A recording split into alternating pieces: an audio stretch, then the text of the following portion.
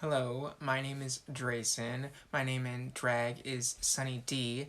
The D stands for Dragula Titans Episode 9, the season finale. Hello, uglies! So today I wanted to do something a little different. I actually wanted to do a get ready with me while we discuss the finale. So let's get into it. So obviously the first thing I've done was threw on a wig cap and then I pinned my hair up and back.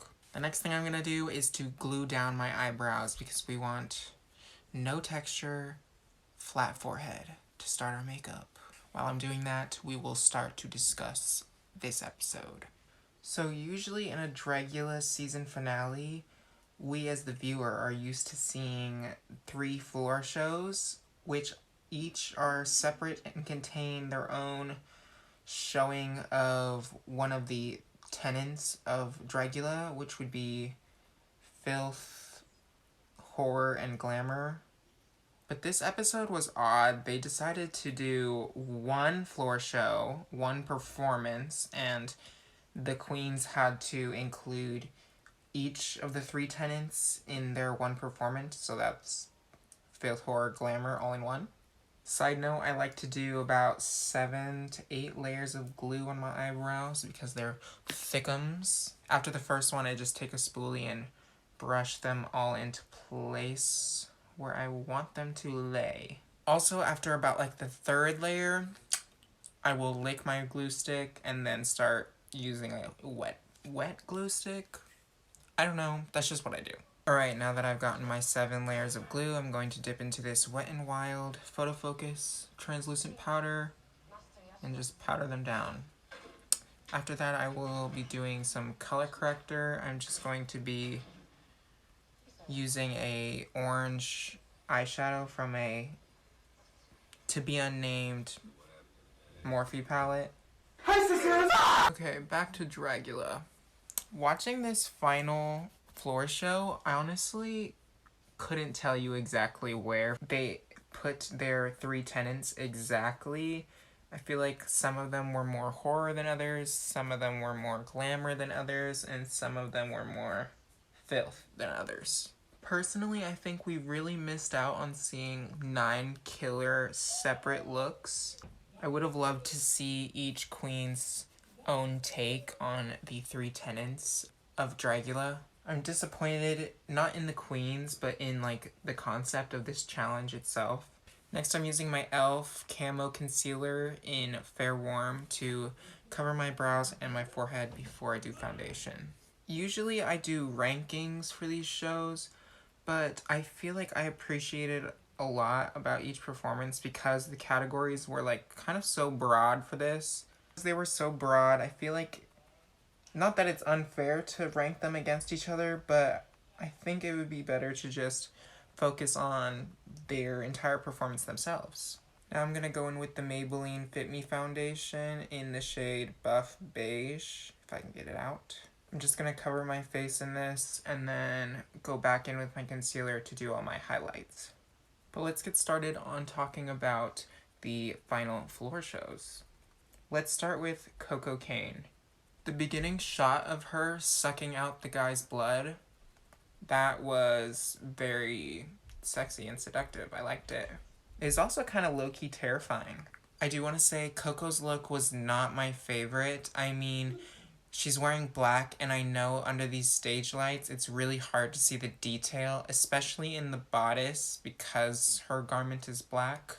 I will say the body is correct. Her silhouette is sickening. I love how large her spider rumpus is. I don't know what they call it. I'm not a scientist. I'm not a biologist. Anyways, I'm just gonna take that same powder from earlier and powder my face. I was kind of obsessed when she started to duck walk as a spider. That was sickening. Speaking of her performance though, I feel like her outfit actually like hindered some of her movements. And I felt like you could see her thinking about how to make sure her costume doesn't interfere or doesn't get screwed up while she was performing.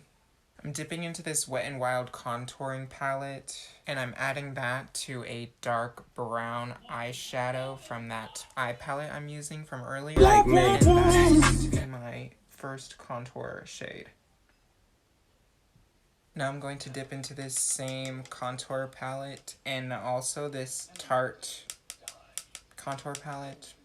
I don't know, but we're going to use that to soften up these edges a little bit. I do want to point out that Coco Kane in her performance, I feel like she was the only one, I mean other than the beginning of her performance, but she was like the only one who didn't really utilize her backup dancers.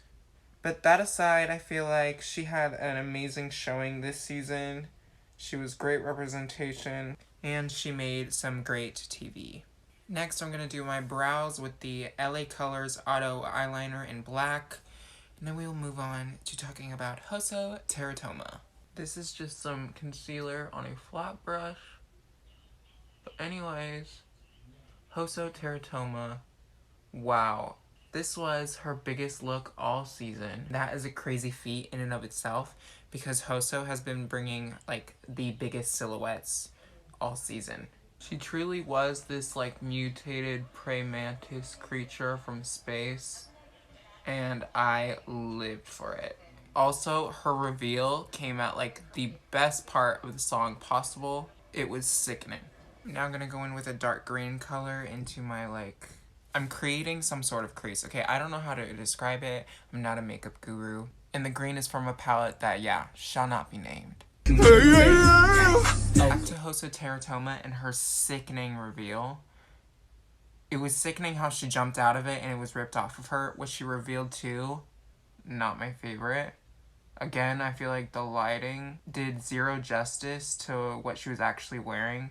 I feel like we missed out on a lot of the detail. I just don't think the reveal was as grand as the look she came out in. Like, she was going for Queen hatching into her final form, but the look she started off with was just like so superior. Just, that's my opinion. That's my opinion!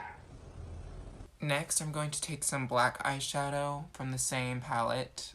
Let's just agree that if I say shadow, I'm probably going to be using that same palette. Bring me a little water, I'm going to take the shadow, put it right underneath where I made this green. I'm going to take a blending brush and blend some green over that. One thing I absolutely loved about Hoso's performance was when she was interacting with her background dancers. They're having like a full fight scene in the middle of this song. Loved that. Up next, I'm going back in with that dark green color from before, and I'm going to do my lid, but I'm almost going to make it to the shape of like a winged liner. It's going to be messy, but it's also going to be covered up, so I don't really worry about that. Basically, it's going to add dimension underneath the glitter that I'm going to put on, so I'm also going to do like that same color combo with the black. This is the shape we are going for.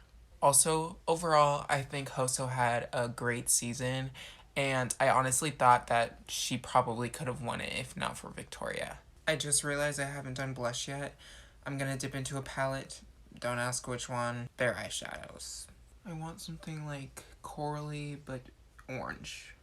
I don't know if that did anything. Oh well. Okay, let's move on and talk about Victoria Elizabeth Black.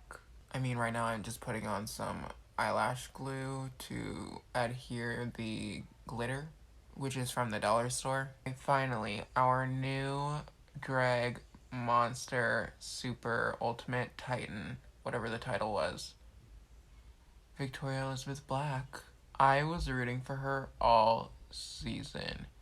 I mean, all the girls were amazing, but she just felt like she was on like a whole other tier of excellence. I'm also just noticing my leg is up. I'm so sorry, this is such an awkward position. I'm sitting on the ground and I'm holding stuff with my feet. No, I'm not gonna show that. Victoria just crossed all her T's and dotted all her I's. I'm so proud of her. But all my praises aside, let's talk about her final floor show. Victoria created such a hauntingly beautiful story. She really brought the show to the floor show. I'm gonna be using the L'Oreal Infallible Black Velvet Liner to give myself a wing. Then I'm going to go back in with these colors underneath.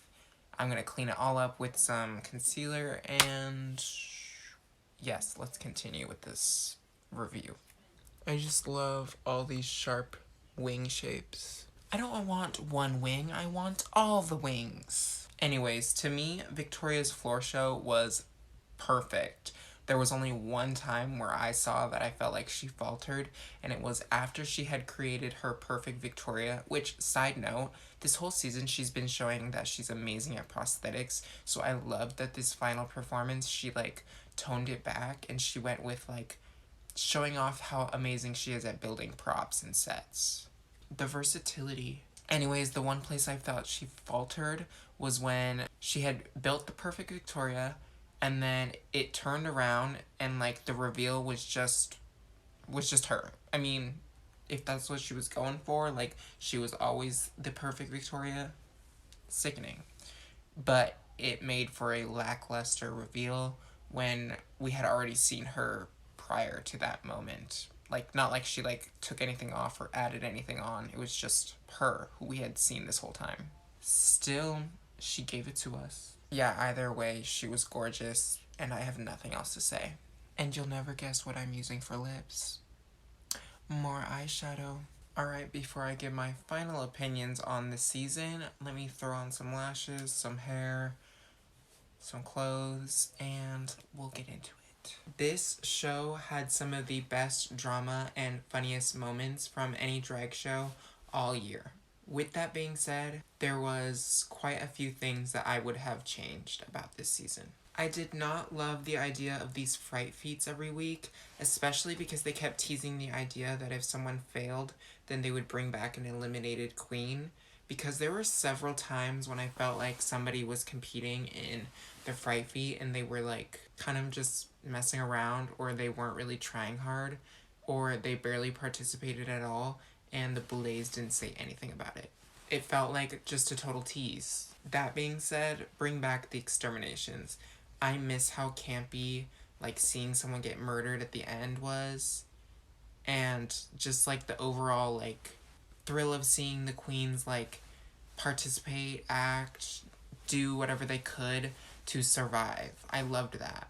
In the first episode, they had a voting for who was in the bottom. They need to bring that back. Let the Boulets pick a bottom 3, and then let the queens choose from the bottom 3 who are the bottom 2. Then let the Boulets pick who goes home. That way we get some drama between the queens, and the Boulets can still have control and power over their own show. I feel like the Boulets need to start coming up with more challenges, because I feel like just seeing a floor show each week is not a challenge enough. I want to see something like write a verse to a spooky song, or a hellish roast. I feel like Dragula has some of the shadiest queens in all these franchises, and they would kill it at a comedy roast. Even let these queens shoot their own, like, horror short film. I feel like that really speaks to who these queens are and what Dragula is about. I feel like the challenges should be things that the queens might be doing in the real world, which, yes, there are some lip sync challenges and obviously creating an outfit, but we should see more. I think there's more avenues for drag queens these days. Last thing I want to point out, the way they crowned Victoria was just so disappointing. I wanted that blood rain on the crown. Give us her Carrie moment. This just announcing a picture of her was just so lackluster. So sad. She deserved better. Anyways, amazing season. So glad who won. Thank you guys for watching all these reviews with me, all these rankings.